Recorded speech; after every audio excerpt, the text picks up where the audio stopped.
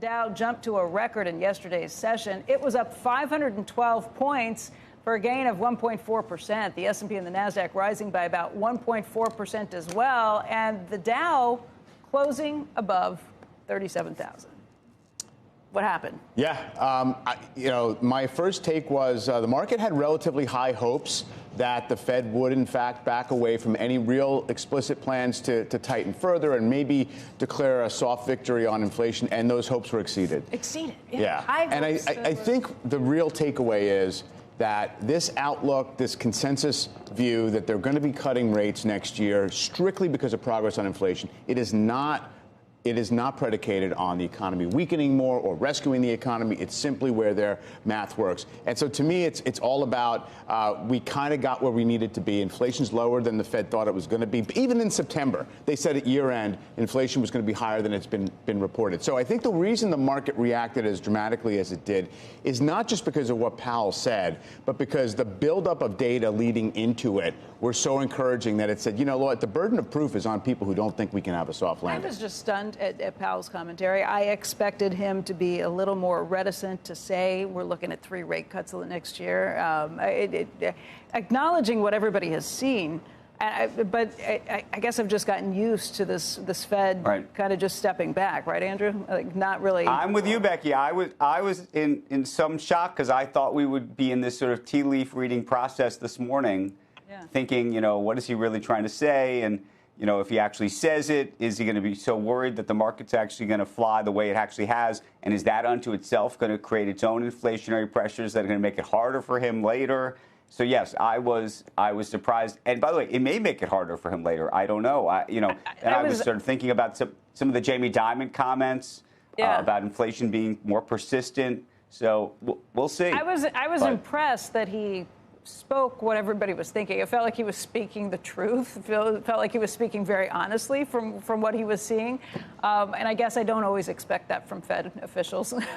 No, that's fair. Fed chairman, I don't always expect them to say exactly what they're thinking. I expect it to be, you go back to that Greenspan sort of keeping a wrap around things and having to figure out what they mean by how far they raise their eyebrows. I mean, part of it is to celebrate the progress made and to basically say we think we got policy right and we don't want to get tighter for the sake of getting tighter or to be the bad cop. It's because we were only focused on getting inflation down. And I think the encouraging part is, look, the outlook for next year for the economy embedded in the Fed's forecast is not wonderful. It's under 2% real GDP growth. They still pencil in unemployment rising to 4.1%, but it's not necessarily about we really have to run this economy at stall speed or worse in order to get the job on inflation done. Right. And he did say very clearly inflation is still too high. And Andrew, you bring up what Jamie Dimon worries about with some of these things. We had Ken Langone on yesterday. He was saying he hopes they don't cut rates because he's worried about inflation coming back, too, with government spending kind of pushing up some of this potentially.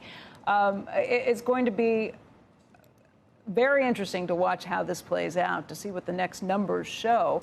If you listen to the entirety of Powell's speech, he acknowledged all of those things, but we all hear what we want to hear. And I think the part of the market that was itching to run ahead because they think those rate cuts are coming, heard plenty to feel like they were completely justified with what's happening. But Becky, you're right. There was something very human about it.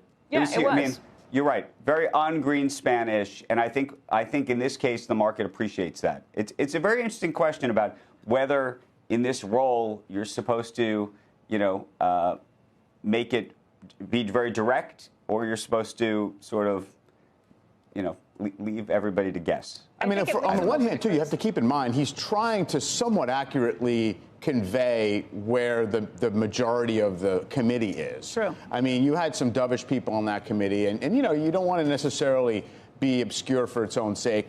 The market very well could be overshooting in the short term on this. Yeah. You have the 10-year yield under 4%. Right. It was just a few months ago, not even, that the Fed was saying, well, we don't have to do anything because long-term yields are higher. It's doing our job for us. He declined the opportunity to actually make the reverse argument yesterday and say, well, we can't be easing anytime soon because mortgage rates are going to crash from here. And by the way, they will. What I heard, oh, I know. I'm in the middle of went up, and I talked to the guy yesterday. I'm like, hey, it's at 4%, barely holding on there. What is my rate today? But I will say, when I was listening to it, I was like, oh man, this leaves them open for a lot of criticism if inflation comes back, if they don't cut rates, if something happens on any of these levels.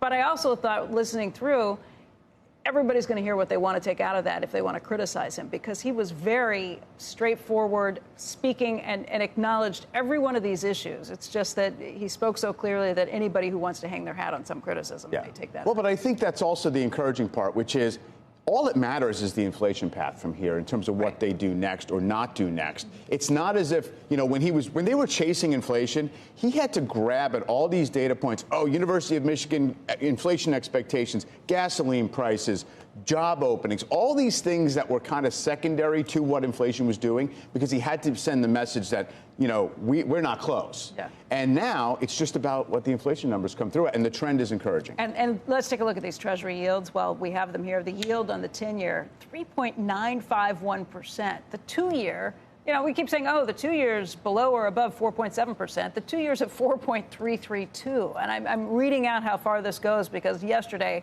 watching, that was the number that I was watching as this was coming out. Like, holy cow, you got to be kidding me. That keeps falling. Well, if they're saying by the end of next year, we don't know what the forecast is. The dot plot is only just kind of a best guess. But if they're saying 4.6 for Fed funds rate, and so the 2-year yield, might be downside from there beyond the end of next year. Yeah, It's been amazing. Yeah.